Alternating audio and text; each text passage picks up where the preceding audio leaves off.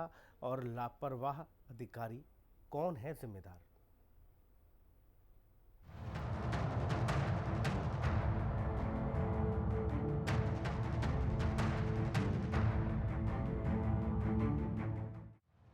दिल्ली के जनकपुरी बाइक हादसे में ठेकेदार और दिल्ली जल बोर्ड के अफसरों के खिलाफ एफआईआर दर्ज कर ली गई है, जबकि 3 अधिकारी पहले ही सस्पेंड किए जा चुके हैं।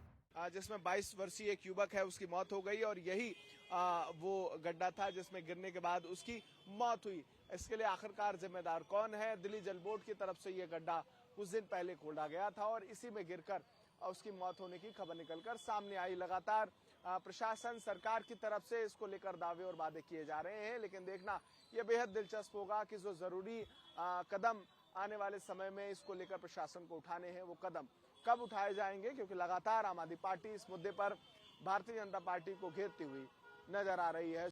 देश की राजधानी दिल्ली के जनकपुरी में दिल्ली जल बोर्ड की तरफ से निर्माण कार्य के लिए खोदे गए गड्ढे में गिरने से बाइक सवार कमल ध्यानी की मौत हो गई थी।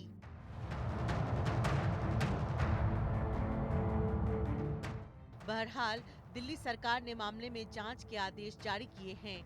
इसी कड़ी में दिल्ली सरकार में मंत्री आशीष सूद घटनास्थल पर पहुंचे और हालातों का जायजा लिया। निरीक्षण के दौरान पीडब्ल्यूडी, एमसीडी, राजस्व विभाग और दिल्ली जल बोर्ड के अफसर भी उपस्थित रहे। जल मंत्री ने तुरंत एक्शन लिया है। कल सुबह मेरे आने के बाद एक कमेटी का गठन हुआ था। जल मंत्री ने तुरंत एक्शन लेते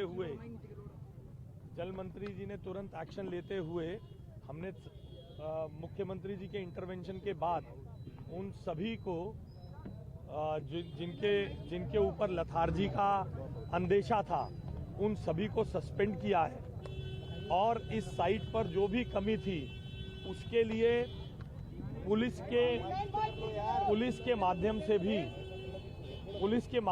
भी जल बोर्ड और कॉन्ट्रैक्टर के खिलाफ एफआईआर दर्ज की गई है। अब इंक्वायरी में अगर जल बोर्ड के कुछ अधिकारी भी दोषी पाए जाएंगे उन पर भी केस चलेगा और जो कॉन्ट्रैक्टर है उसकी नेग्लिजेंस के लिए उस पर भी मुकदमा है और उनकी गिरफ्तारी भी अभी पुलिस कानूनी कार्रवाई कर ही रही है। दरअसल मृतक कमल के परिवार ने दिल्ली जल बोर्ड की तरफ से लापरवाही का आरोप लगाया है और कमल की मौत में साजिश की आशंका भी जताई है। अब कमल के दोस्त भी सख्त एक्शन चाहते हैं। क्या ही बता सकते हैं इस पे जो हमारे पे बीत रही है, क्योंकि बार बार उसका चेहरा एक हो सकता है ना कि जब भी सोच रहे तो एक सामने चेहरा आ जा रहा है उसके भाई को देखते, ये ट्विंस ब्रदर थे, जब भी उसको देखते उसका चेहरा सामने आ जाता है। आखिरी बार बात कब हुई थी आपकी कमल से? अभी 2 दिन पहले और कल उसके माता पिता की एनिवर्सरी थी। सारा अरेंजमेंट कर रखा था, कीर्तन से लेके खाने तक का बंदोबस्त कर रखा था। उसको क्या पता था कि वो कहाँ पे काम आएंगे। अभी रात में ढूंढने के लिए निकले थे, आपको कब पता चला? ये सुबह 7:30 बजे और जब 5 से 7 बजे के बीच में मेरे को आशंका है कि दिल्ली पुलिस को पता चल गया था और 7:30 बजे हमने कोशिश करके लास्ट टाइम उसको जब फोन किया तो 7:30 बजे दिल्ली पुलिस वाले फोन उठा के कहते जी आप इस जगह पे आ जाओ, हम आपको यहाँ पे बता देंगे। उधर हादसे के बाद विपक्ष में बैठी आम आदमी पार्टी दिल्ली की रेखा सरकार पर हमलावर है।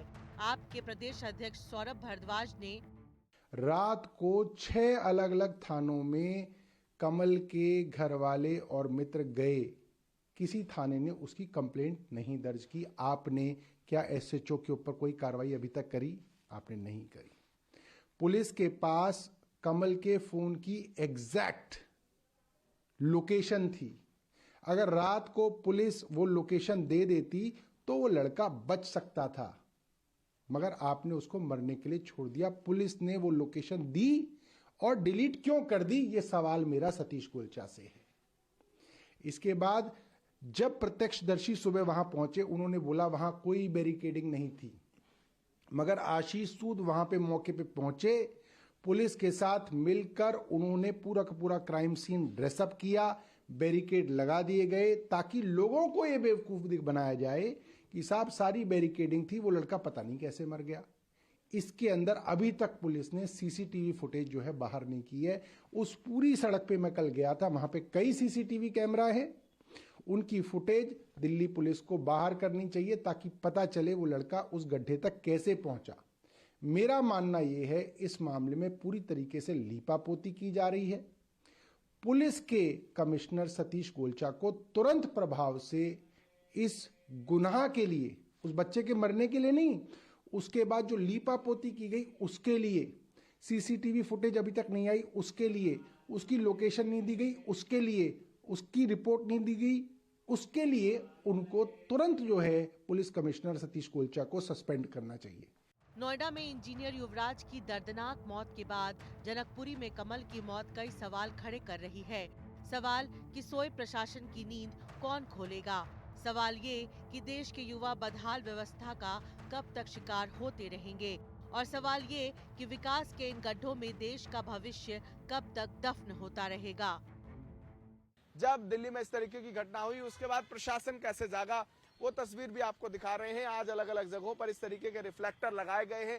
अगर ये रिफ्लेक्टर या तरपाल पहले लगाए जाते तो ये घटना ना होती, शायद कमल की जान बचाई जा सकती थी। लेकिन प्रशासन की निरंकुशता से और प्रशासन की गैर जिम्मेदाराना जो रणनीति है उसकी वजह से इस तरीके की जो घटना हुई है। अब आगे आने वाले समय में देखना ये होगा कि आखिरकार दिल्ली सरकार दिल्ली में दिल्ली जल बोर्ड या अलग अलग विभागों की तरफ से खोदे गए तमाम गड्ढों पर क्या कार्रवाई सुनिश्चित करेगा और क्या रणनीति बनेगी जिससे आगे आने वाले समय में इस तरीके की घटनाओं की पुनरावृत्ति न हो। दीपक मंडल के साथ केशव मिश्रा, हिंदी खबर, दिल्ली। उत्तर प्रदेश के